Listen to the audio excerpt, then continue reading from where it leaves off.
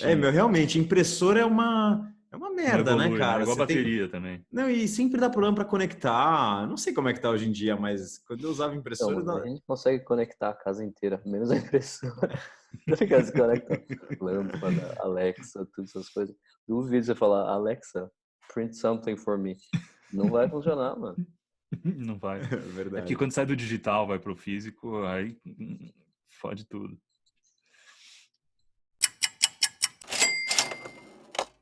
Bem-vindos! Tudo bem? Obrigado. Boa noite. Boa noite. Hoje a gente tem. Putz, a gente tá com uma série aqui de convidados especiais e é um melhor que o outro, né? Como diz o Becas, é impressionante. Cada um traz uma perspectiva diferente aí do Bitcoin ou do mundo aí do Bitcoin, né? E hoje a gente está com um convidado muito especial, Fábio, que tem colaborado aí com a BISC. Tudo bem, Fábio? Tranquilo, cara. Seja muito bem-vindo. Obrigado, é um prazer estar aqui, cara. Eu acompanho o podcast de vocês, é um dos meus favoritos em português. Pô, que honra, que honra, que honra. Obrigado. Bom, e aí? Vamos falar do Então, quê? vamos lá. Fábio, primeiro eu queria que você se apresentasse um pouco, contasse um pouquinho da tua história e como que você chegou no Bitcoin. Beleza. Bom, Você tem uma história interessante para contar, né? Por isso que eu estou te perguntando também. muitas reviravoltas, mas basicamente assim, eu nasci e cresci no Brasil, estudei na GV aí em São Paulo, e daí depois eu fiz intercâmbio na GV e daí conheci a minha esposa, daí a gente ficou procurando trabalho aqui e ali, acabou que a gente se baseou aqui na Dinamarca. E nesse vai e volta, o Bitcoin me apareceu uma vez, quando bateu $1.000 da primeira vez, o meu cunhado virou para mim e falou: não, eu tô pensando em comprar esse negócio aqui. E daí na época eu mandei para ele um artigo do Paul Krugman falando mal do Bitcoin. Mano, me arrependo muito dessas coisas. E mostra como quando a gente é jovem, a gente não sabe de nada. Tem que ter mais alguns anos de vida para aprender as coisas direito. Mas daí depois, assim, uns 2, 3 anos mais tarde, eu vi um podcast com o Andreas Antonopoulos. Nem lembro que podcast que era, mas daí isso aí me pegou. E daí eu comecei a Joe cair Rogan. na toca do coelho. Não, era um cara de Londres, não era o Joe Rogan. O London Ah, Real. Acho É que uma era. conversa boa. Acho que é. Cara, é impressionante como o Antonopoulos trouxe gente, né, para esse Pois espaço. é. Uhum. É impressionante. E daí nessa conversa, mano, na mesma noite eu comecei entrei no Local Bitcoins, baixei uns trocos de coroas dinamarquesas para Bitcoin, comecei a brincar com as wallets. E ao mesmo tempo eu tinha a minha faculdade não estava paga ainda no Brasil, então eu tinha que ficar mandando dinheiro de volta da Dinamarca para o Brasil para pagar. E, mano, era um rolê infernal. Não só tinha IOF, que é aquele 7% só para sorrir, mas daí eu vi que, pô, eu tenho um exchange aqui, tenho uma exchange no Brasil. Se eu compro $100 de Bitcoin aqui e mando para o Brasil, no Brasil tem $110, porque por causa do IOF vende a um prêmio. Então daí eu comecei a pagar a minha dívida só comprando Bitcoin aqui, mandando para o Brasil, vendendo numa exchange lá e daí pagando as coisas. E daí nisso foi crescendo o interesse pela tecnologia e eu sempre trabalhei com tecnologia. Trabalhei em várias startups aí no Brasil e aqui na Dinamarca também. E foi crescendo o interesse até que, assim, eu fui num meetup aqui do outro lado da ponte, em Malmo, na Suécia, em que apresentaram o BISC. Eu já conhecia um pouco do BitSquare, mas apresentaram o BISC. E para mim foi meio chocante que você sempre vê essas pessoas na internet, só que você nunca acha que elas estão perto de você. E daí você vai lá e vê uma pessoa de carne e osso, assim, e fala: oh, e aí, beleza, vamos tomar uma cerveja. É gente mesmo, é ser humano. E isso deu uma motivada. E daí, acho que 2 meses mais tarde, o grupo de meetup aqui de Copenhagen ficou sem dono. Daí eu peguei ele e comecei a organizar eventos. Daí foi lá, um por mês, 2 por mês, e agora a gente tá fazendo um a cada 2 semanas praticamente. Uau, que legal. E nisso também, foi empolgando de trabalhar com outras coisas, fui nas conferências, fui na Baltic Honey Badger, nenhum de vocês estava lá, mas tinha um monte de brasileiro lá também. Foi bem da hora. E é uma coisa que é energizante. Daí, disso começou a descarrilhar, né? Então, vamos começar a participar da BISC, não sei o quê. Começou a se envolver mais. Esse que ano que foi? Foi esse ano, cara. Foi esse ano. Bom, eu participei da fase 0 da BISC, que era simplesmente testar e ganhar uns trocos em BSQ, que foi, acho que em março ou abril, não lembro. E daí nisso eu ficava olhando de canto de olho, participava lá no Slack, via alguns calls de vez em quando.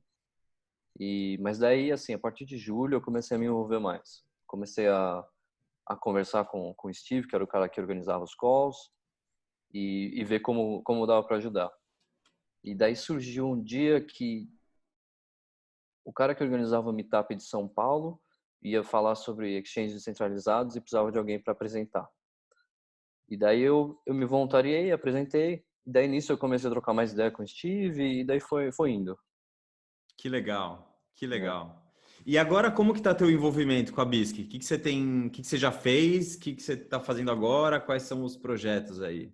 Então, cara, é bem aleatório, porque a BISC tem várias lacunas em tantos fronts, né? Porque muita gente acha que só precisa de desenvolvedor. Mas como a BISC, na verdade, é um serviço como um todo, que também tem um software é a principal forma de entregar esse serviço, tem desde ajudar o pessoal com suporte, tipo, eu ajudo todo mundo, a gente tem um grupo no Telegram só em português brasileiro, e todo mundo que está lá, eu ajudo como der, tem outras pessoas ajudando. Então, minhas contribuições passaram desde apresentar, fazer tutoriais, fazer material para meetups. Eu que fiz um template de apresentação para entregar para quem quiser apresentar para outros meetups. Tradução do site com ajuda. Eu tenho um cara também que ajudou há bastante tempo já e voltou agora, Rafael. E agora mesmo, semana passada, eu estava integrando a tradução de português brasileiro no site. Então, daqui a pouco a gente vai ter a versão Herbert Richards do site da BISC. Pelo que você está falando, dá para sentir que é um ambiente bem Herbert aberto, Richards, né, para começar a colaborar.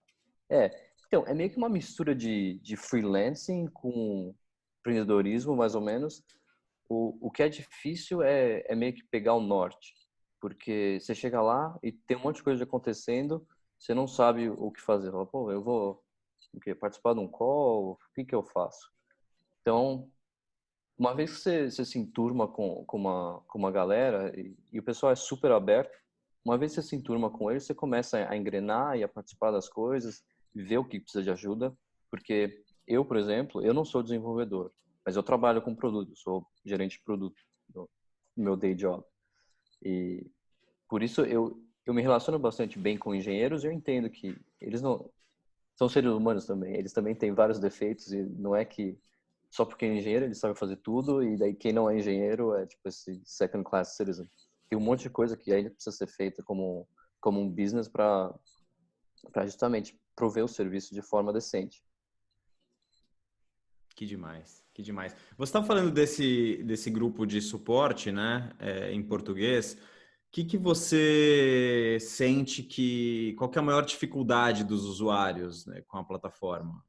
Cara, é que nem eu falei no começo. Eu não sei nem se a gente estava gravando já, mas que é a revolta dos tiozões.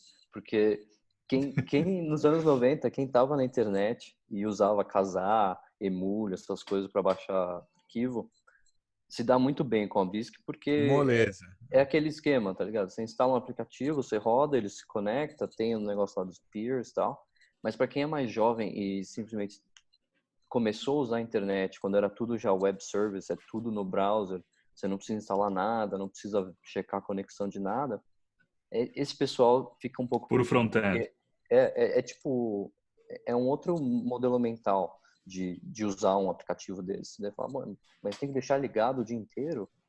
Tipo, esse é um negócio que não entra na cabeça de muita gente. Não tem no cloud, não tá no cloud? Não dá para Então, colocar na...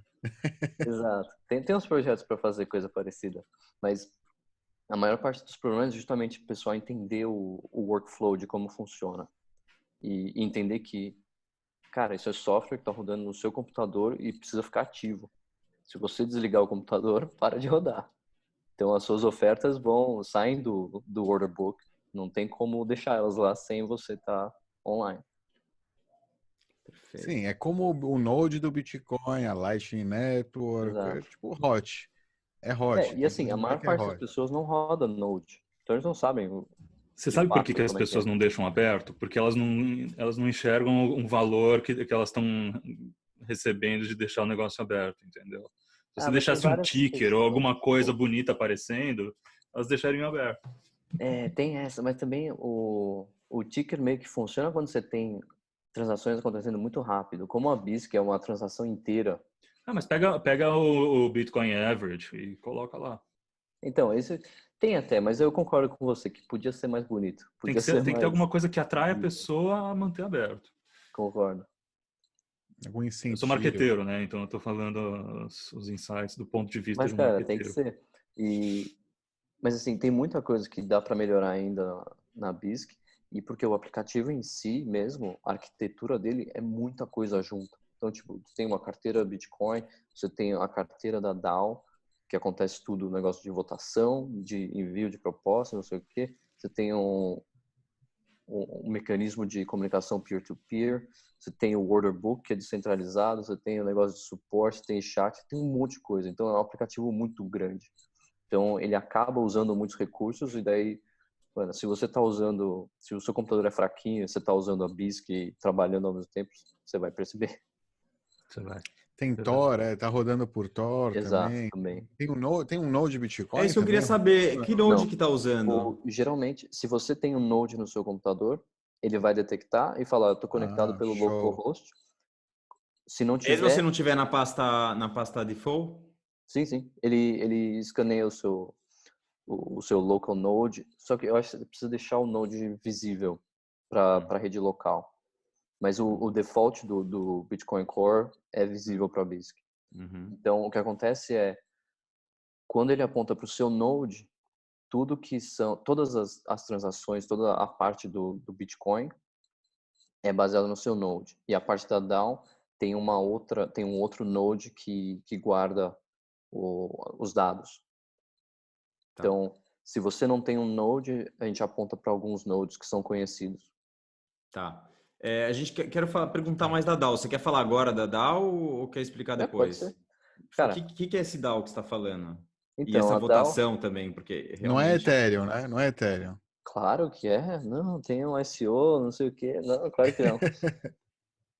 Então, a DAO foi quando os fundadores da BISC são o Manfred e o Chris Beans. Eles começou isso tem acho que 5 anos, se não me engano. Sim, Chamava na BitSquare. cara.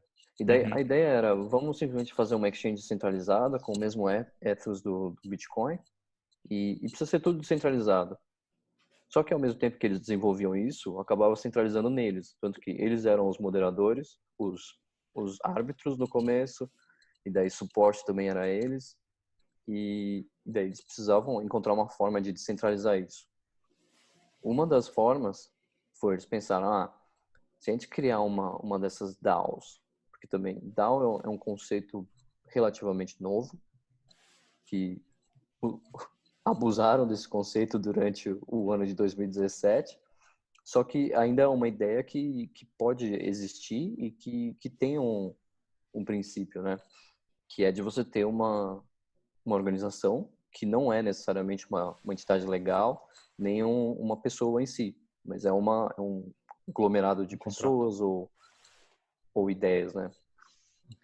Então, a DAO é a forma como a BISC paga ou remunera quem contribui para a BISC. E, ao mesmo tempo, decide em estratégia, em direções e tudo mais. Então, foi criado um token porque era preciso ter esse feature de votação e de remuneração. E o jeito que eu gosto de olhar para isso é o seguinte: imagina que você tem um parque de diversões. Aí você tem lá a montanha-russa, tem um fliperama, tem não sei o quê. Daí vem alguém e fala, ó, eu tenho esse fliperama aqui que é super da hora, vamos colocar aí. Daí deixa ele colocar. Daí você vira e fala pra ele, tá bom, ó, eu não vou te dar dinheiro, eu vou te dar a possibilidade de vender 20 fichas pro fliperama. E as fichas funcionam no parque inteiro. Então ele fala, beleza, eu vou ganhar essas 20 fichas e daí eu vou trocar por dinheiro quando alguém precisar usar o produto. E é justamente isso que é o BSQ. O BSQ não é equity, ele não é, sei lá, utility token por si. Ele é meio que uma troca por receita futura. Então, é meio que esse negócio de você vende as fichas para o fliperama e você dá as fichas do fliperama para quem construiu o fliperama e daí ele pode vender diretamente para quem quiser usar o fliperama. Então, Que nem quando o cara você... que depois de acabar o jogo de Monopoly, ele guarda os dinheirinhos que sobraram para usar no próximo jogo. Tipo isso, né? Mas É como um que você dinheiro decide inventado entre quantas... vocês que remunera vocês no futuro. Você ia falar, Ivan? desculpa, como que é decidido o quanto que essa pessoa vai receber? Quantos tokens essa pessoa vai Então, receber? daí acontece o processo de governança, que é assim, todo mundo que tem os tokens pode votar. E daí, a cada mais ou menos um mês, que são os ciclos, que também são baseados em bloco, em altura de bloco, a cada mais ou menos um mês tem um ciclo. E daí, no começo do mês, todo mundo manda uma proposta de compensação.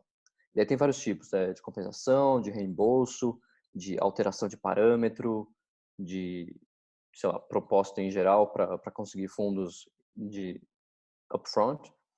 E daí você manda uma proposta e escreve, eu tô querendo, sei lá, 800 BSQs porque eu fiz isso, isso e isso. Daí, quando fecha a primeira fase do ciclo, todas as propostas são enviadas para todo mundo poder ler. Todo mundo que tem o token. Daí tem a fase de votação. Daí todo mundo se você leu todas as propostas, você pode votar em todas. Daí você vota ou positivo, negativo ou abstém. Daí quando mais gente vota positivo do que negativo, a proposta é aprovada e o BSQ é emitido. O BSQ é Entendi. emitido, daí você Estilo pode Dash. ir para o mercado. Como é que é? Nesse 50% mais um. sentido, é estilo Dash, governança do Dash aí, pelo que eu... Mas sem nodes, né? Vocês Não têm, tem né, outro essa tipo palhaçada de Masternode, de masternodes e tal, não tem que Juru, fazer aí tem stacking. 2 camadas. Mas da onde a pessoa tira esse valor, esses 800 BISCs, esse... Então, por enquanto, a gente está usando um guidance, que a gente fala, assim, a gente vai pegar o valor em dólar do BSQ nos últimos 90 dias. Então, a gente pega uma média, a rolling average de 90 dias. Então, por exemplo, começou com simplesmente um acordo informal de que ninguém vai vender o BSQ a menos de $1. Daí, como no começo tinham poucas pessoas contribuindo, não dava para enforçar isso. Daí, aos poucos, o mercado, na medida que as pessoas vão comprando para poder pagar as taxas de transação, o valor vai oscilando mais, porque não tem como você concordar com o mercado inteiro e falar, só vende a $1. Mas flutua agora. Flutua. Tá. Você vai lá, Tem que você começar compra centralizado de alguma forma, né? e flutua bastante até. Pô, é indexado com Bitcoin, não com dólar, mas se fizer o pulo Bitcoin-dólar, tá flutuando bastante. Então, tipo, 2 meses atrás ainda se mantinha $1 um BSQ, daí mês passado foi como é que é? 75 centavos de dólar para um BSQ.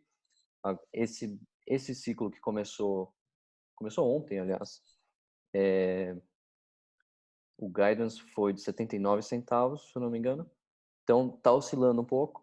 E assim, o BSQ é emitido quando você faz a proposta, e daí ele é queimado quando você paga a taxa de transação com ele. Ele Então, descolora, é tipo um colored coin, né? exato. A gente usa o Colored Coins, porque também, Colored Coins, eu não acho que é a solução ideal para isso, mas é a solução que está disponível hoje.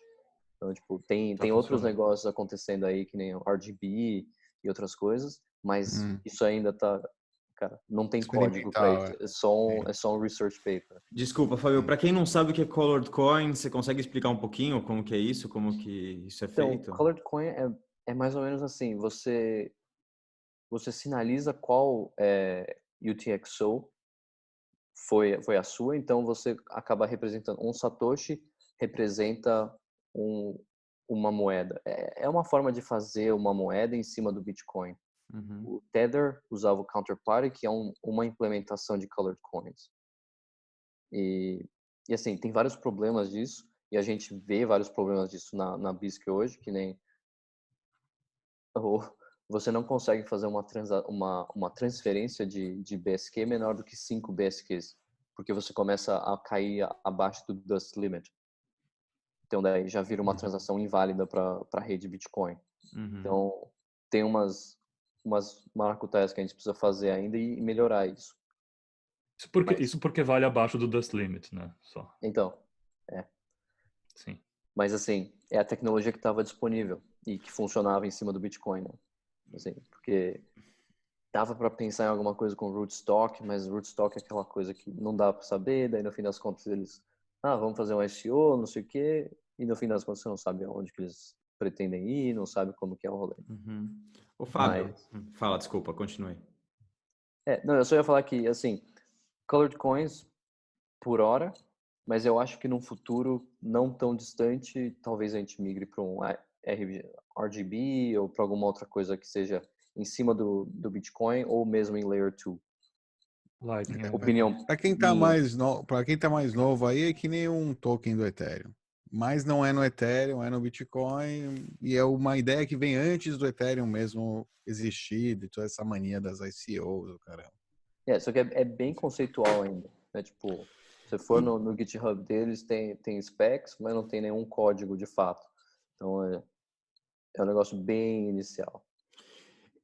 E por que não usar Bitcoin direto? Por que usar um token? Qual que é a vantagem? Porque eu não consigo entender por que alguém compraria esse BISC, esse token, ele é vendido? Então, ele é vendido só na BISC. Só na BISC. E por que alguém compraria esse Por isso token? que você acaba contribuindo direto para a pessoa que fez uma contribuição para a BISC. Primeiro, se fosse tudo em Bitcoin, a BISC como DAO precisaria segurar todos esses fundos de forma centralizada para depois poder emitir. Imagina, toda a receita que foi acumulada desse mês, eu ia precisar segurar numa chave privada da DAO. Daí a DAO vira uma puta honeypot que tem toda a receita do exchange do mês para depois, passadas as proposals todas, ser distribuído para quem contribui. Isso é um risco bem grande, porque se alguém hackear a DAO, fudeu, acontece que nem o Ethereum. Só que não tem hard fork. Mas quando você tem um token desse, você consegue emitir porque ele não tem valor até que ele seja vendido. E também você tem um benefício de que a votação fica mais simples de se calcular. Porque você poderia votar com Bitcoin em si, mas daí qualquer um poderia votar, não só quem contribuiu. Claro. Então, são meio que esses dois features. Perfeito. Não fica claro para mim porque alguém compraria o token. Não, para usar na Tem um Exchange. incentivo. Precisa para usar na Exchange. Na Exchange você tem... Eu acho que mudaram o parâmetro, mas é 80% de desconto na taxa de transação se você usar o BSQ. Ah, tá bom. Aí tá explicado o negócio. Perfeito. Mas você pode assim, usar Bitcoin também, mas se você usar você não quer saber de BSQ, você pode ir tudo full Bitcoin, não precisa nem saber que existe. Perfeito. E quando você fala em votação... Peraí, e quando você paga essa taxa em Bitcoin, ela vai para onde? Ela vai para um negócio que aí faz a emissão de BSQ? Não, ela vai para um endereço de doação do árbitro que é responsável por aquela transação. Ou seja, o árbitro ganha Bitcoin full. Se é para o árbitro, é até melhor, digamos. É complicado, porque é um endereço de doação, mas ele também é multisig com os outros árbitros. É um negócio que eu preciso entender melhor, aliás. Entendi, mas... isso tem que entender bem. Mas a porque se fosse para um só, seria um pouco inseguro, né? Sim, Deve ter uma... Mas Point of failure, é atrelado ao multisig. Então, é por transação e daí é assim que é coletado. Legal. E pelo que eu entendi, a ideia como ainda é muito complexo implementar essas regras todas numa pool de Bitcoin, É um quebra-galho de médio prazo e no longo prazo provavelmente será um layer adicional sobre Bitcoin, algo assim, né? Mas no médio prazo realmente seria super complexo, é um quebra-galho e aparentemente está funcionando bem, também não vejo grande mal. Tá há 8 meses funcionando nesse esquema. Legal. E quando você fala em votação, só para encerrar esse assunto, Claro. dá para saber quantas pessoas, quão complexa essa votação, quantas pessoas a gente está falando? Não, você consegue ver a quantidade de votos, mas não quantas pessoas votaram. Se você quiser analisar a blockchain em si e procurar cada uma das transações de votação, você meio que consegue deduzir quantas pessoas são. Mas não necessariamente, porque você poderia simplesmente criar vários votos em instâncias diferentes do aplicativo usando as mesmas chaves privadas. Mas, em geral, não. Você Perfeito. vê só o valor final dos votos. Tá, legal. Você estava falando do árbitro, né? Você falou que o árbitro... Quer falar um pouco mais desse árbitro? Como que ele é Essa escolhido? função, Como que ele é escolhido? Como que ele participa? Qual é a função dele? Como que é essa Então, dinâmica? o árbitro é uma coisa que é um mal necessário até agora. Foi um mal necessário até agora. Porque antes, como a gente não tinha o negócio do BSQ, era difícil da gente criar mecanismos que nem o que eu vou explicar daqui a pouco sobre o novo protocolo de troca. Então, o árbitro precisava estar lá porque ele precisava assinar a multisig. Então, peraí, dando um passo para trás. Vamos lá, legal, tá ótimo, tá ótimo. Quando você vai fazer uma troca na BISC, o que acontece é, imagina que eu vou vender Bitcoin para você. Então, eu faço uma oferta de 1 Bitcoin. Eu ponho o Bitcoin num escrow, que é um multisig 2 de 3. Ou seja, tem 3 chaves, uma é minha, uma é sua e uma é do árbitro. Eu ponho ele lá, fica travado. Daí você faz o pagamento por fora da BISC e eu confirmo que recebi. No que eu confirmei, eu assinei a transação que você pode receber o Bitcoin e você também assinou, porque você quer o Bitcoin. Daí funcionou tudo bonitinho. Mas se eu falo que eu não recebi, como é que a gente resolve esse impasse? Porque a gente não tinha o BSQ, essa era a forma mais eficiente de resolver isso sem precisar criar um serviço ou fazer alguma coisa mais complexa. Então tem um árbitro que é um role que tem confiança, e daí ele seria esse cara que vai olhar para a transação e ver, você pagou? Me mostra o recibo, o comprovante de pagamento, e você que diz que não recebeu, tira um print da sua conta bancária usando esse software aqui que é o Page Signer para comprovar que você realmente não recebeu. E daí no final ele vai decidir isso e a assinatura dele que vai ser o voto de Minerva para decidir para qual lado que o Bitcoin vai. E o cara que talvez mentiu, ele é penalizado?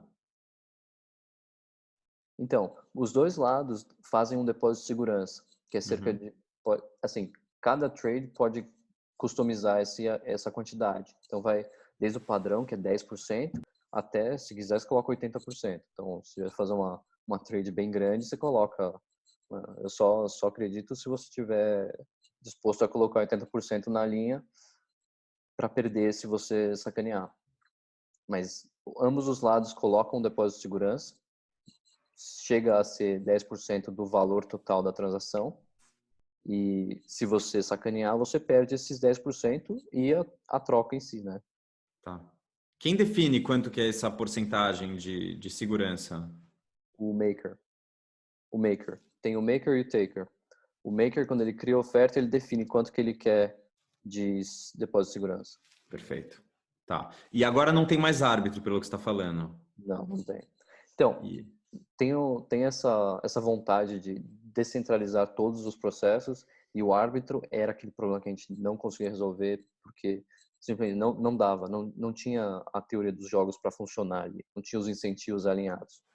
Com o BSQ, a forma como a gente resolveu nesse primeiro momento é o seguinte: agora o multisig é 2 de 2. Ou seja, precisa haver uma concordância entre os dois lados. Porém, se não houver concordância, entra um mediador, que é um cara que simplesmente vai sugerir. Ele não tem poder nenhum, mas ele vai sugerir. Vai falar, ó, eu vi que você fez isso, eu vi que você fez isso. Eu acho que tá certo o Ivan.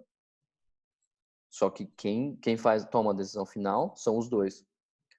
Porém, essa transação multisig de 2, ela tem um time lock. Ou seja, se ela não terminar em 30 dias, 30 ou 20 dias, não lembro agora direito, os bitcoins daquela transação vão ser enviados para um endereço de doação, que vai comprar a BSQ e queimar. Ou seja, ambos perderam, mas o que acontece é, daí você chama um árbitro que vai avaliar o caso e reembolsar do bolso dele quem ele achar que tiver certo. E daí É muito bom, cara. ele reembolsa e daí a ele teoria faz dos jogos. pedido de compensação Básico, para DAO. é a teoria dos Não, calma, prisioneiros. gente. Legal, não deu para escutar. Desculpa, então, daí Fábio. o árbitro Deixa... reembolsa do bolso dele. Mas com qual... Então, volta só um pouquinho, Fábio, que queimou. o pessoal se empolgou aí e ficou em cima de você. É, muito bom. O mediador saiu da jogada, os dois, o Bitcoin dos dois foi para o endereço que fez dump do Bitcoin e comprou o BSQ, e entrou o árbitro. O árbitro vai decidir, a gente está chamando ele de árbitro, mas esse é o nome errado. A gente está discutindo ainda como chamar, mas underwriter, sei lá, refund agent, qualquer coisa, mas não é um árbitro como da outra vez, porque o que ele faz é, ele vai analisar o caso e ele vai decidir. Vai falar, não, eu acho que quem merece o Bitcoin é o Ivan. Então, ele vai, do bolso dele, pagar o Ivan. Mas por quê? O que ele ganha fazendo isso? Peraí. E daí ele vai pedir um pedido de compensação para a DAO para ser reembolsado da quantidade que ele pagou, apresentando o caso todo. Ou seja, a DAO inteira vota se aquilo lá é válido ou não. Então, se ele não tiver um caso muito forte de qual que pessoa está certa, ele não consegue ser recompensado. Daí ele não vai nem arriscar. É para ter alguém para watch the watchman. É aquela história, né? Porque quem vê quem tá o árbitro, quem que vai, né, controlar os árbitros. Então, nesse caso, você tem um interessante, e esse ainda bem é um interessante. passo intermediário, porque o protocolo tem ainda a próxima versão, que ainda é conceitual e a gente não está trabalhando nela ainda, que é o do bond. Então, em vez de você... Os detalhes não tão definidos, mas é uma coisa parecida com você compra, sei lá, 10 mil BSQs e você coloca ele num bond, que fica um contrato lá. E daí você pode fazer trocas against the bond, né? Então, tipo, serve de colateral. Se você sacanear, queima o bond. Então, tipo, você perde 10 mil dólares. E daí, dessa forma, você reduz ainda a necessidade do mediador, de certa forma. Mas isso é bem mais para frente e ainda não está definido, precisa pensar em mais todos os detalhes, mas é meio que nessa direção que está indo as coisas. Agora, numa situação em que eu tô vendendo uns satoshis e você está comprando, certo? E você não depositou, certo? Peraí, eu não depositei, tá. Você não depositou. Esses satoshis que estavam na BISC, esses meus satoshis, vão ser queimados, vão ser transformados em BSQ, certo? E aí vai entrar o mediador. Eles vão ser transformados em BSQ e queimados, ou seja... Tá, mas aí nesse caso só eu estou sendo penalizado. Ivan, o mediador é antes de queimar, hein? O árbitro é que é depois. O mediador vai sugerir antes de queimar, para eles entrarem em consenso. Sim. Ambos perdem, mas daí um desses ambos, o que tiver o caso mais forte, vai ser reembolsado. Ah, claro, porque o cara perde aquele colateral que ele deixou, aquele X% a mais da transação que ele deixou. O depósito de segurança. Ah, beleza, ele perde isso. Exato. Tá bom. Que tem que ser em Bitcoin, né? Sempre em Bitcoin o depósito de segurança. Né? Sim, claro. Perfeito. Ivan, só para recapitular, a ver também se eu entendi bem. Portanto, o cara que perde a transação e o depósito, perde as duas coisas. Sim. Ele perde mais do que a transação. O cara que tem razão e que tem um caso forte, não perde nada do depósito e ganha a transação. Uhum. Então isto protege bastante o honesto e desprotege bastante o desonesto. E o mediador provavelmente já vai dar um sinal forte, olha, entra em acordo, porque senão este está certo, este está errado e vão se ferrar. Então provavelmente a maior parte dos casos são resolvidos sem ir ao árbitro. Exato. Perfeito. E é isso que acontece na prática, Fábio? Poucos Então, casos vão para o isso árbitro? é uma Novidade. melhoria que foi lançada agora, dia 1º de novembro. Ainda não teve casos que foi para arbitragem ainda, mas a gente está assistindo, estamos vendo o que acontece. Por enquanto parece que está funcionando super bem. Legal. History in the making, muito bom. Que Eu legal. adorei. Muito legal. Também. Muito legal. Bem da hora, a teoria dos jogos, né? Cada um apontar uma para o outro. Sim. Exato, é o dilema dos prisioneiros, totalmente. Tipo, bem nesse esquema, bem por aí. Mas o risco maior é a troca por fiat, né? Porque aí é uma questão do banco. Isso é porque tem os 30 dias até a transação ser mandada para o forno. Porque tem métodos de pagamento que mesmo depois de 30 dias ainda pode haver chargeback. E esse foi um dos casos. Inclusive, um dos tópicos que você tinha sugerido era falar sobre o volume. A gente teve um caso em março que meio que debilitou a BISC como um todo, porque a gente precisou instituir limites de trading. Então, em março, o que aconteceu?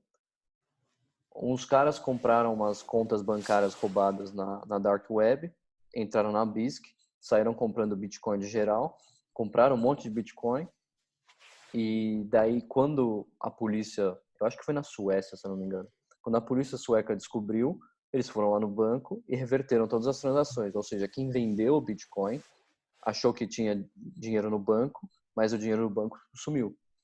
Daí quem se deu bem foram os scammers. Então, nesse momento, isso foi em março de 2019. Nesse momento que instituíram o limite de 0,01 Bitcoin por transação. E daí, se você quiser sacanear alguém com isso, você pode tentar, mas vai demorar, cara, vai demorar muito tempo. Você vai precisar fazer tantas transações. Não compensa o trabalho, né? O limite é 0,01 agora por transação? Agora que a gente introduziu o novo protocolo e introduziu uma outra coisa chamada account signing, esse limite começa com 0,01, mas depois ele é levantado. Tá. Para os meios de pagamento que são arriscados. Aí você tem reputação, um sistema de reputação. Então, aí é por usuário? A gente evita de fazer reputação porque isso atrai também, você vira target. Se você tem reputação, você vira target. Então a gente tenta migrar para um sistema de integridade em vez de reputação. Então você prova que você é íntegro. Tipo, se você está lá há muito tempo fazendo transações com várias pessoas e você não sacaneou ninguém, você é íntegro, pelo menos até onde a gente sabe, né? Entendeu? O sistema sabe, mas não vai aparecer uma estrelinha do seu lado ali. Você não vai ter nenhuma marca. Por enquanto, o que acontece agora é, logo antes desse upgrade de protocolo, houve o lançamento de account signing, que é um recurso que, se você tem uma conta fiat que é antiga e que você já trocou com muitas pessoas, inclusive uma pessoa que é assinada já, você acaba sendo assinado também. Então, quando é assinado, é um vouch, falando que eu troquei com essa pessoa e não deu problema nenhum. E daí, o mecanismo disso é meio, assim, as contas mais antigas, que são de antes de março, são todas assinadas. Então, se você trocou com algum usuário bem das antigas, a sua conta vai eventualmente ser assinada. Yes. Vai ter que fazer backup dessas contas, porque eu já perdi conta e tive que começar do zero. Incrível.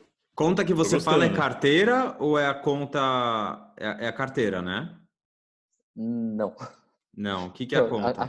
A carteira BISC é uma carteira completa. Você emite endereços e manda Bitcoin para sua carteira, tira Bitcoin da carteira. Isso é uma só. Mas cada transação Fiat que você quiser fazer, venda ou compra, você cria o que é uma conta Fiat. Ou seja, você vai lá, coloca as suas informações bancárias, é uma conta. E daí a idade dessa conta que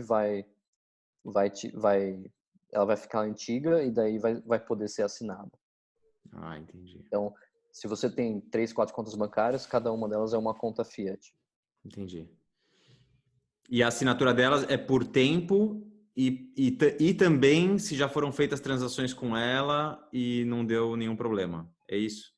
A gente está estudando como fazer isso para alguns mercados, inclusive para o Brasil, porque o mercado brasileiro é relativamente novo, mas está crescendo bastante. Só que nos mercados mais desenvolvidos, tipo no Reino Unido, nos Estados Unidos e no resto da Europa, de forma geral, existem bastante usuários antigos que continuam transacionando. Então, a assinatura nesses países é mais simples. Para o Brasil, a gente está discutindo ainda como fazer isso, se a gente faz, sei lá, o mediador vai assinar algumas contas depois que, sei lá, 40 dias que ocorreu uma transação, ele vai assinar as 2 contas e daí eles começam a propagar essas assinaturas, mas ainda não está definido, a gente não decidiu essa parte aí do Brasil em si. Perfeito. Mas só para alguns métodos de pagamento, só para, acho que é conta bancária e uns outros que são os europeus, de faster payments, eu acho, e coisa parecida. Tá, muito legal. Tem que tentar de alguma forma mitigar o comércio de contas, né? Porque você vai na dark web, você compra cartão de crédito, compra por quilo, né? Você vai, passa o rodo. E daí você vai testando um por um, vai esvaziando. E tem alguma forma além do que vocês já estão fazendo agora, de mitigar esse problema que houve com essa história aí das contas que foram compradas e que houve o estorno? Então, essa é a forma como a gente achou que dá para fazer sem precisar envolver mais mediador, mais árbitro e mais trusted roles, né? Porque uma forma seria, vamos, sei lá, você precisa provar a identidade. Daí, pô, Claro, acabou.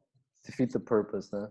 Pô, pra que você precisa de um exchange sem KYC se você precisa mostrar KYC pro outro lado? Claro.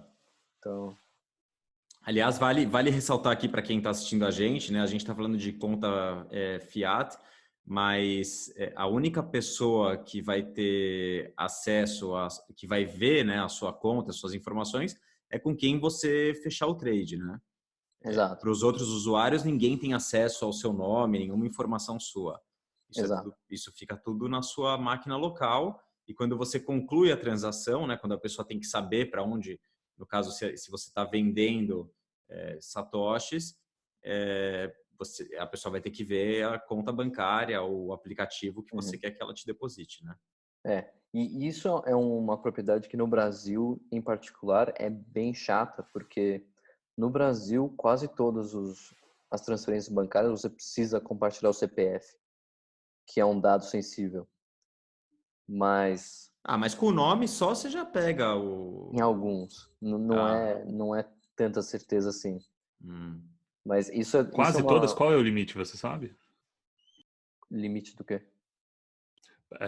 O mínimo o máximo que você pode transacionar sem precisar do CPF? Não, o que ele diz não tem. Todas as contas no Brasil... Você precisa compartilhar o CPF para poder fazer um TED ou para poder fazer um DOC. Você não tem como mandar, sei lá, por telefone, pelo número do telefone. Isso é uma das coisas que eu estava estudando para ver se a gente conseguia colocar o Nubank, porque o Nubank, eu estava conversando com um amigo meu que trabalha lá e você consegue encontrar a pessoa pelo telefone, mas daí logo que você encontra aparece o CPF dela para você confirmar. Pô, perdeu toda a mágica do negócio. Claro. Mas eu também ouvi dizer que o Neon permite que você faça transações sem o CPF. Assim, eu conseguiria mandar para você simplesmente sabendo ou seu número de telefone ou seu e-mail, não lembro direito. Mas isso é uma pesquisa contínua e se eles mudarem, a gente tem que adaptar também. Mas, por enquanto, todas têm CPF. Perfeito. E dá para... Ou seja, não existe exchange descentralizada no Brasil, na prática. Assim, você compartilha informação privada E o CPF é Você privado de compartilha certa com um forma. terceiro. Com Não, uma é, pessoa. é descentralizado no sentido em que só uma pessoa sabe, não a exchange. Exato. É, Eu acho que isso é É peer-to-peer, tipo um relevante. ó. honeypot, né? É um peer-to-peer. Peer-to-peer. Exato. Você teria que você já teria que ser um agente da Receita, especialmente comprando e passando rodo numa galera, numa quantidade assim ínfima, né? Que eu tenho um limite aí de transação.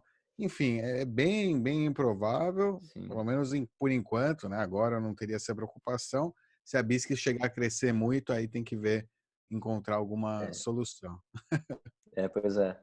Só que a gente sempre evita de fazer blacklist e essas coisas porque, cara, quando você Claro, começa a fazer blacklist, é um slippery slope. claro, Desanda muito fácil. claro. Ô, Fábio, e você consegue dizer mais ou menos qual o perfil tem um perfil do usuário da BISC?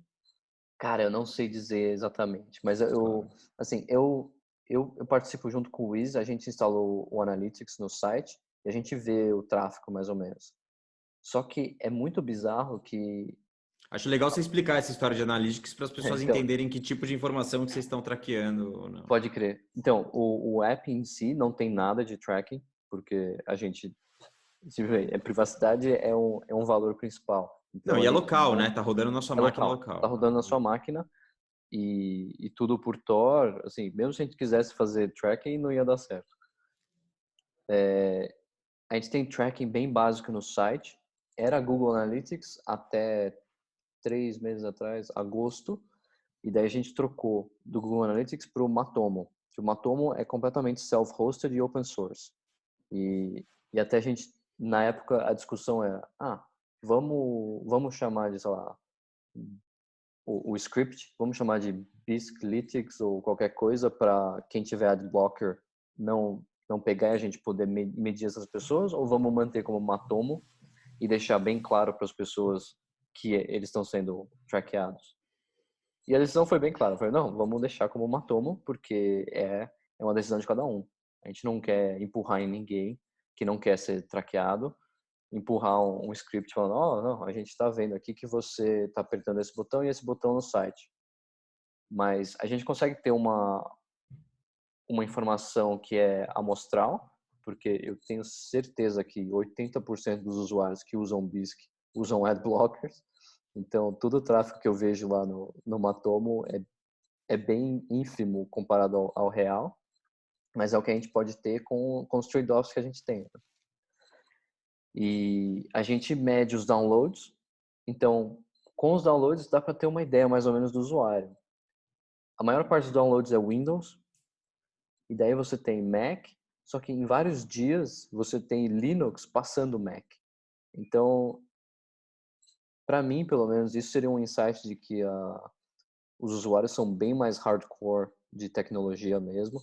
É tipo, gente que trabalha com isso, porque por mais que eu goste de Linux e de Ubuntu, mano, quase ninguém usa que não seja desenvolvedor ou que não trabalhe com tecnologia. É simplesmente um fato, não dá para negar isso. Mas porque tem quase mais usuários Linux do que de Apple, também é bem claro de que o perfil do usuário é mais técnico. Legal. Por isso que falta o wizard pro pessoal do Mac. Clique aqui, passo 2, clique aqui, passo 3, clique aqui. Pois é. Aí acabou, meu. Não, isso, Eu vou isso fazer é uma uma proposta disso também. de reduzir suporte. Reduzir suporte muito, né, provavelmente. Fábio, você consegue dizer alguma coisa com relação à movimentação? Como assim? Do volume total de Exatamente. Sim. Volume, se teve mais no hype, em que momentos que tem mais volume de trade? Tem alguma análise com relação a isso? Tem. No próprio site tem duas páginas. Tem a página de mercados e a página de estatísticas. Em Perfeito. estatísticas, o primeiro gráfico é o volume em fiat. Em fiat não, em Bitcoin. Mas a gente tem basicamente duas métricas, né? Ah, legal. O Dolph está Fiat, compartilhando aqui que com a gente. acontece Bitcoin Bitcoin contra contra Fiat e embaixo é Bitcoin contra altcoins. Daí se você somar as duas, você pega o volume total. Perfeito. Daí você vê. Então, a BISC é o principal mercado de Monero em muitos países. Japão, por exemplo. No Japão, todas as exchanges, elas só podem listar. Elas têm uma whitelist do governo lá, de quais moedas elas podem listar. Para você comprar Monero no Japão, claro, Monero não está nessa whitelist. BISC é a única forma. E quando você usa as altcoins, é muito mais privado, porque você só tem um endereço, você não tem mais nenhuma informação sobre a pessoa. Eu ouvi dizer que menos de $1.000 no Japão você pode fazer anônimo, né? O Wiz falou isso no podcast do Tales from the Crypt, acho. Acho que são 10 mil 10. Bom, eu não sei, eu preciso perguntar para ele. $1.000, 100 mil. $1.000, $1.000, 999 né? dólares. Pode ser anônimo. Até 900, até $1.000. Aí Diz a fala que tem lenda que várias no Brasil situações. você consegue fazer depósito em conta no caixa eletrônico abaixo de R$ 1.000 também, mas para mim é uma lenda isso, ainda não vi. Sem se identificar. E vocês conseguem, eu tô vendo assim que tem um monte de coisa rolando ao mesmo tempo, né, na comunidade do BISC, muita coisa que ainda está aí no pipeline para vocês fazerem. Mas vocês conseguem identificar algum ponto de estrangulamento aí principal para aumentar volume, liquidez? Vários. Então, cara, primeiro de Os tudo, o nosso três ou protocolo os 5 principais. Vamos lá. Então, o primeiro de tudo é, como o Bitcoin ainda não está tão alto, a BISC ainda funciona. Porque por mais que a gente tenha mudado o protocolo de troca, ainda é tudo on-chain. Então, se as taxas de transação aumentam, fica inviável de transacionar na BISC. Esse é um ponto que a gente é super vulnerável. Por isso que a gente quer mudar para o protocolo, aquele que eu falei dos bonds. Porque aquilo lá vai ser completamente off-chain. Ainda não decidimos se vai ser em Lightning, se vai ser, sei lá. Ainda não está decidido. Mas a gente precisa migrar para aquilo o quanto antes, porque a gente não sabe se vai que amanhã entra a Fidelity e põe 1% do 1 trilhão de assets under management deles, eles põem em Bitcoin. Daí simplesmente a BISC vai... Vocês estão correndo contra o relógio. Vocês Exato. estão totalmente correndo. Mas a gente tem 2 projetos Tá que aí. estão acontecendo de implementar a versão 2.0 do protocolo. E tem que correr contra o relógio, de fato. Esse é um dos pontos. Outro ponto é... Cara, eu acho que o fato de que é desktop only, que a gente chega em mercados menos desenvolvidos, que nem o Brasil em si, muita gente usa o telefone. E a gente precisa, e que nem eu falei no começo, o aplicativo da BIS tem tanta coisa dentro, que se você coloca isso no telefone, você esgota a bateria em 10 minutos. E existe um projeto já que está lidando com isso. Existem dois fronts para esse problema em si, que é o fato de não ter trading mobile. Primeiro, existe um projeto que é fazer uma API, ou seja, você deixa o BISC rodando no seu desktop, daí com uma API você conecta no seu BISC de casa e daí você comanda ele do telefone. E existe um outro projeto que é mais Que é o sistema de notificação hoje, né? Hoje é esse Mais ou bem menos isso. básico. Só que a ideia é poder controlar de fato. Você criar ordens, aceitar ordens, mover adiante no workflow, pedir suporte ou fazer tudo pela API. Demais. E daí tem um outro projeto que está em incubação, que é reescrever a BISC inteira em Rust, que é uma linguagem muito mais eficiente. E assim, a gente tem uns protótipos já o Wiz estava trabalhando com o Justin, que é um outro developer. Eles conseguiram fazer uma versão bem básica da BISC rodar no Android. Então, aos poucos está evoluindo isso. Mas a gente de fato está correndo contra o tempo, porque a gente precisa não só melhorar o stack, como precisa implementar um protocolo que é super complexo e envolve bastante de on-chain, off-chain, várias dessas decisões que são desenvolvimentos muito específicos. Você não consegue pegar um desenvolvedor Java que trabalhou, sei lá, 20 anos com software de empresa grande e falar, me ajuda a desenvolver isso, porque é um mundo completamente novo. E uma versão browser, ou seja, uma versão que, para quem não queira tanta segurança, para quem prefira a simplicidade, para ter um público maior, não é? Que top correr Local isso num bitcoins, tipo, website. Então, Isso. isso fica já complicado, existe. porque daí você quebra o modelo peer-to-peer, porque você vai precisar ter um peer-to-one server, e daí esse servidor vai servir, sei lá, 10, 20 usuários, ele vai representar eles, é meio complicado. Eu acho que essa ideia não encaixa muito bem na arquitetura do software e viraria a lógica de ponta cabeça. Então, eu acho que não é um bom caminho para se... E já existe, né? Sem contar que existem vários outros exchanges, vários também não. Mas o Eles local estão... bitcoins tem coisas que, quer dizer, não tem várias coisas que o BISC tem, né? Não é bem um substituto. mas por exemplo, o Hodl Hodl é bem Isso. interessante. Boa. Vamos falar de Mas, outras exchanges descentralizadas e quais as diferenças da BISC para a Hodl Hodl e quais seriam outras opções de exchange descentralizada se é que existe e quais são os uhum. trade-offs. Bom, a Hodl Hodl, para quem não conhece, é um site, é tipo um local bitcoins, só que o flavor, o sabor principal deles é que eles não seguram seus fundos. Então, local bitcoins, o que acontece? Você tem uma carteira que é gerenciada pelo site, daí você manda seus bitcoins para lá, fica na carteira, eles que têm as chaves privadas, e você só manda comando. Eu quero mandar para cá, eu quero mandar para lá, sei lá, vou aceitar uma oferta e deu certo. Na Hodl Hodl, esse controle tá mais na sua mão. Então, você cria uma oferta, nessa oferta, se os dois lados aceitarem, é criado um multisig também, 3 de 2, que nem era o antigo da BISC, em que se der tudo certo, ambos assinam e daí cada um vai para o seu lado.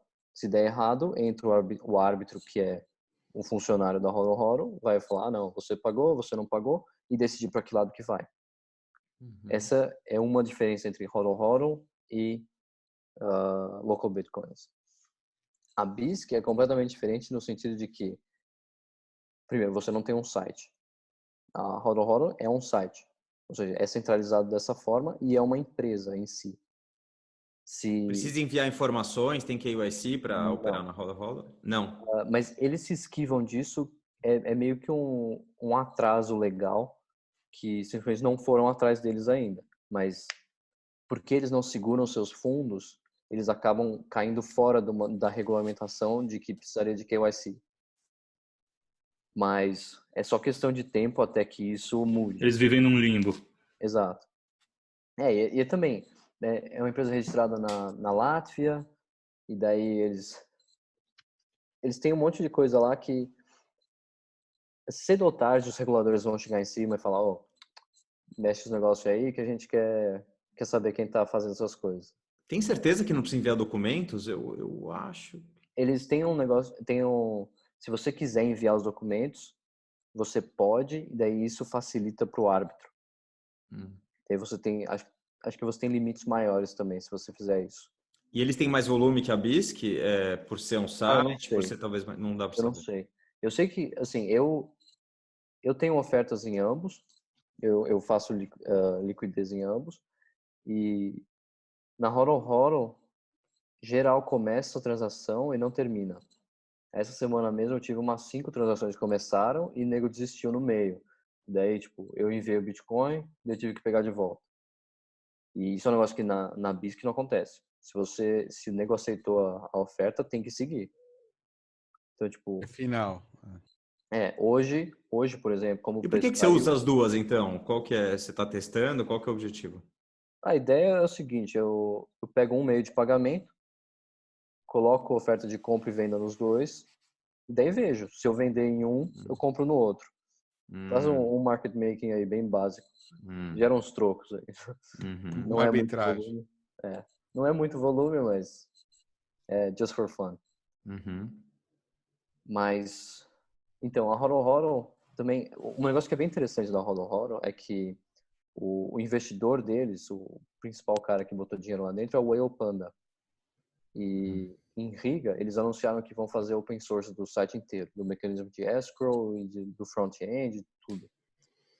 Isso é um negócio bem da hora, porque se você for ver, é uma coisa que venture capital tradicional, a empresa tem que capturar o valor.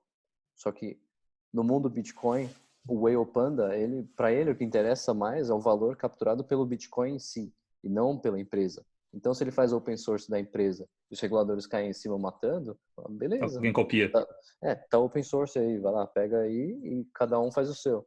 Vai ter agora, vai fechar É a história aqui, Desculpa, vai abrir em falei, Liechtenstein, vai abrir no Havaí, vai abrir no mundo inteiro, aí até não Exato. poder mais, até assim, até vocês fecharem as portas do mundo inteiro. mano, Tem um artigo muito bom acho que é do Nick Szabo falando sobre Fat Protocols, né? Que é exatamente isso. É isso que é da hora também de VC em Fat Protocols. O que interessa é o protocolo em si, né? E daí a empresa pode quebrar, você pode investir uma grana para a empresa e daí no final, se a empresa quebrar, você abre o código-fonte e a comunidade como um todo se beneficia. E daí também, eu acho que, mano, daqui a pouco a gente vai ver click to deploy de exchange Bitcoin baseado no HODL HODL. Aí o Joãozinho aí vai fazer o HODL HODL São Paulo. Daí é só face to face, é umas coisas bem assim que não caem em malha regulatória, essas palhaçadas todas. Excelente. Hell yeah, motherfucker. Já ganhamos. Já Só era. estamos mal distribuídos, Game porra. over. É pra cima. Nossa, Fábio, que legal. Tem alguma coisa que a gente não te perguntou que está rolando ali no grupo, ou que você está vendo aí para o futuro que você gostaria de comentar? Bom, eu acho que seria legal também falar de como quem quiser ajudar, como poderia Isso, ajudar. perfeito. Então, existe um mito, uma lenda de que só desenvolvedor consegue ajudar. Isso é mentira.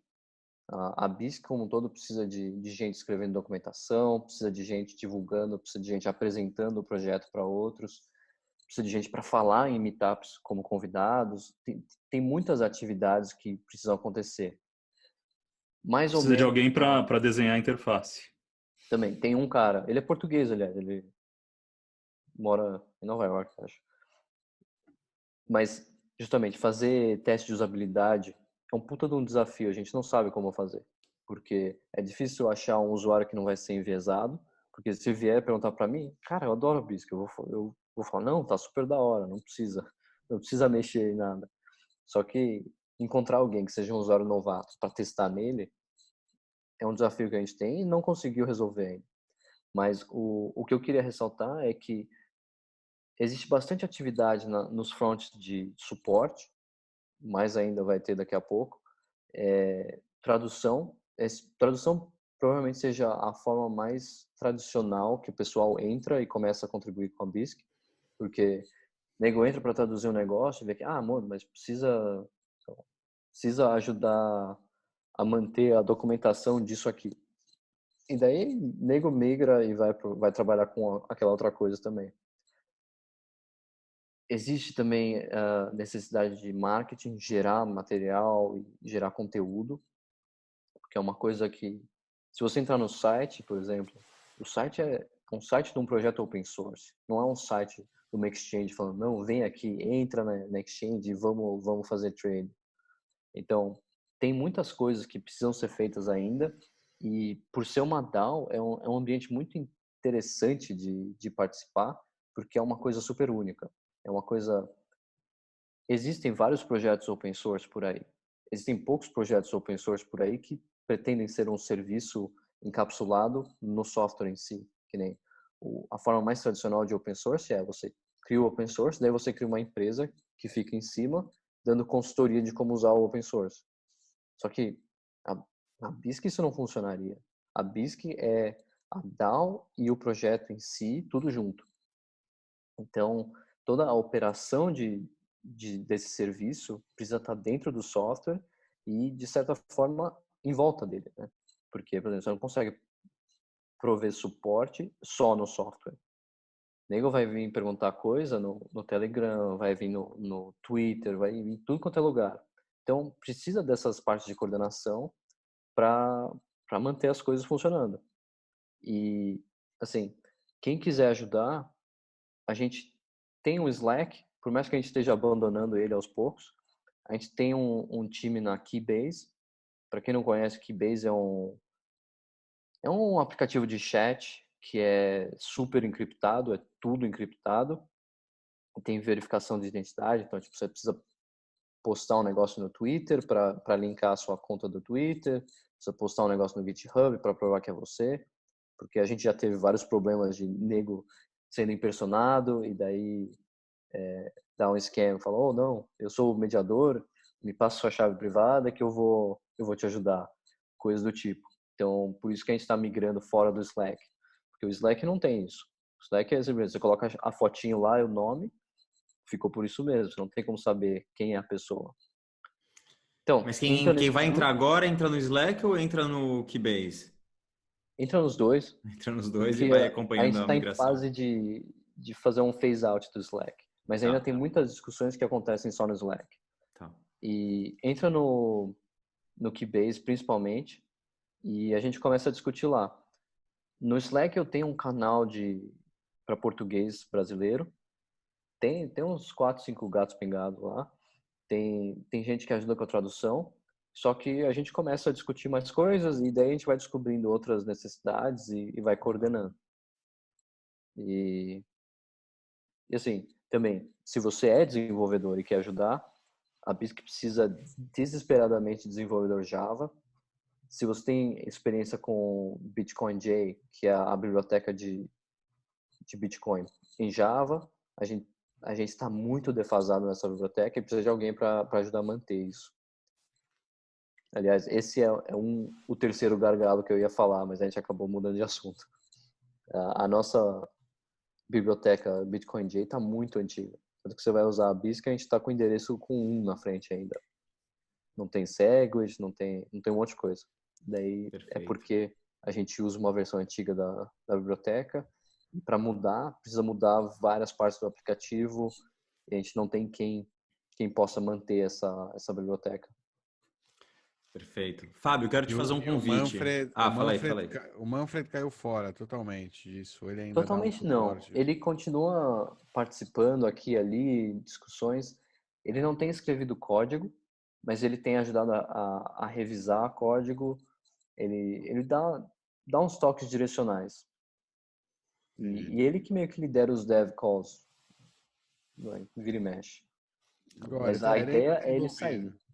Entendi. Aos poucos, como vocês estão saindo do Slack, vocês estão saindo do Manfred. Aos poucos, tipo, digo, ele tá, né, liberando aí, soltando o filhotinho dele aí, deixando o filhotinho É verdade. autônomo. Então, mas é essa a ideia também, né? Porque eles começaram com a ideia da exchange descentralizada e daí foram descentralizando cada um dos passos.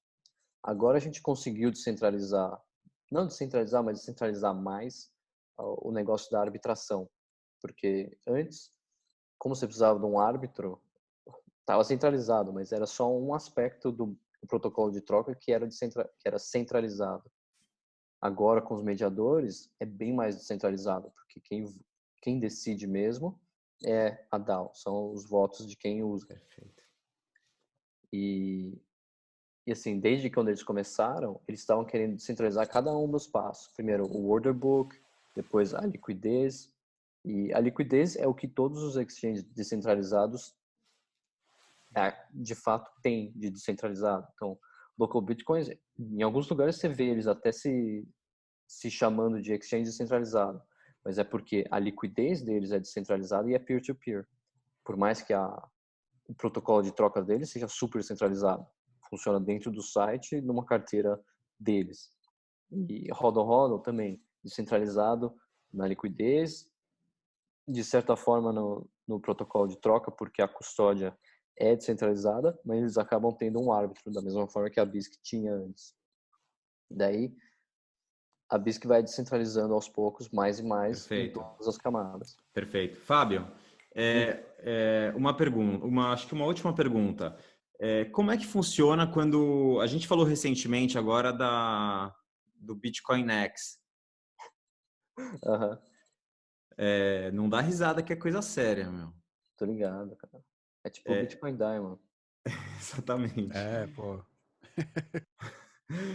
Como é que Mas é um funciona? X. Qual que é o critério para uma shitcoin ser listada na BISC? Como é que funciona? Qual o Então, você processo? manda uma proposta. Primeiro, não pode Você ter quem? ICO. Quem quiser listar Provavelmente, né, o fundador da shitcoin. provavelmente Quem vai o se fundador. beneficiar mais dela. O Ricardo Coração. Você vai mandar uma proposta.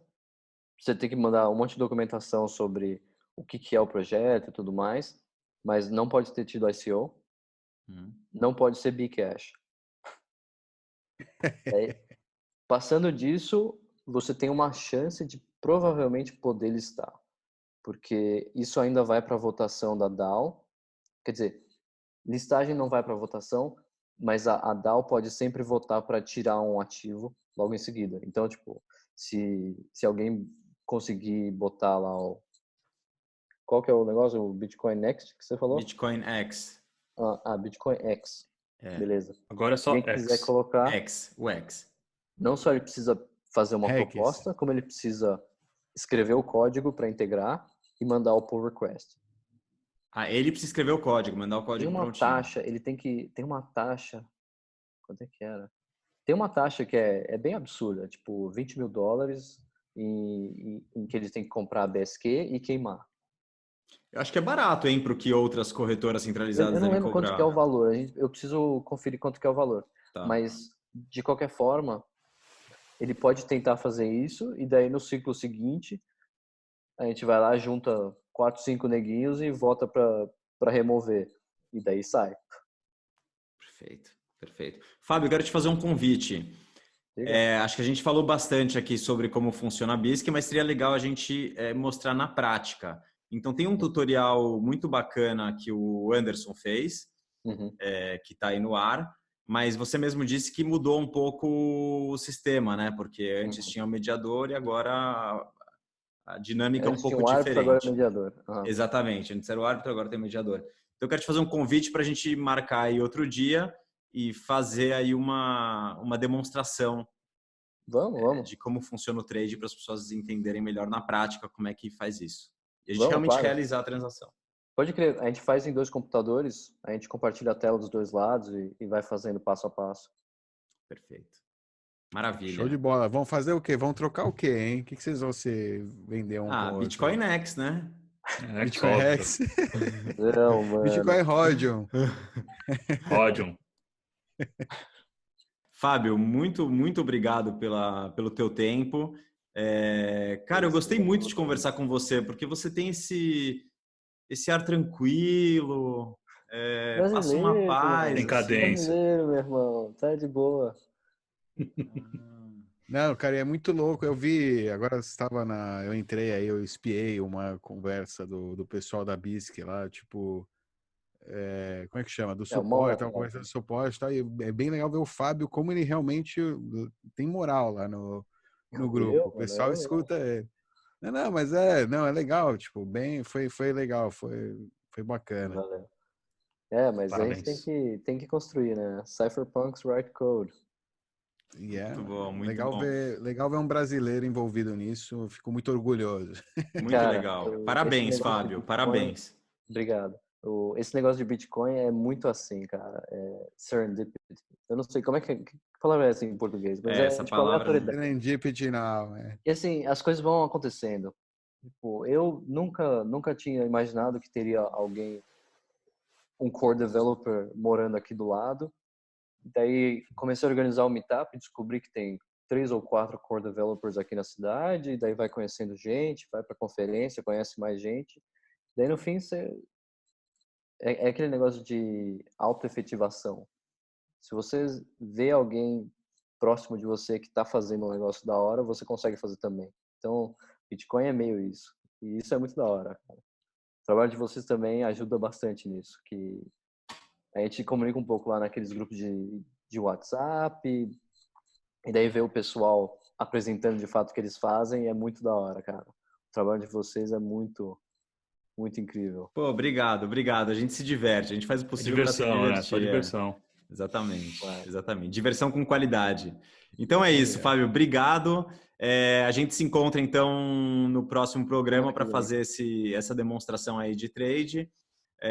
Mas então, para vocês aí, bitcoinheiros que ficam, Dov. Aliás, Dov, gostei do seu fundo hoje aí da sua casa. Pois é. Primeiro, não se esqueçam de arregaçar o like aí, vocês curtiram esse vídeo. Eu tenho certeza que vocês curtiram, vocês estão até agora aqui, né, escutando. Com certeza vocês curtiram. E também o fundo aqui atrás é do Lúcio, um artista mexicano. Vou colocar o link aí embaixo, vocês curtiram a arte, ele tem várias artes e tal. E agora colocou um pacote de stickers, tá? Um cara, gente boa, tá no Twitter também. Enfim, colocar as informações aqui embaixo para vocês. E baixem a BISC, né? Pô, baixem a BISC para experimentar, com certeza, não se esqueçam. Perfeito, Dov. Obrigado, pessoal. Um abraço para vocês, até a próxima, hein? Tchau. Valeu. Falou, galera.